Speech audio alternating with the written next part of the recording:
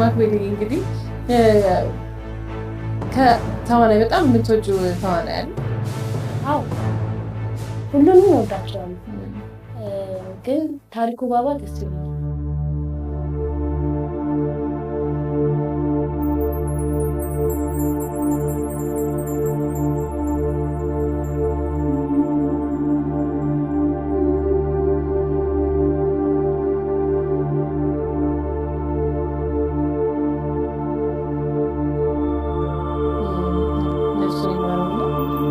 ባባ በጣም ጎበዝ ነው። አብራችሁ ሰርታችኋል? እንዴት ነበረ ከባባ ጋር መስራት?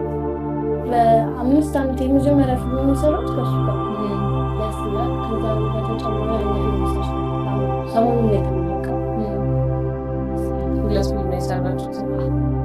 ባባ አይከብድም አይደለ? ሁሉም በቃ እንደ እንትን አድርጎ ነው የሚያሰራው። ባባዬ ነፍሱ በገነት ያኑረው።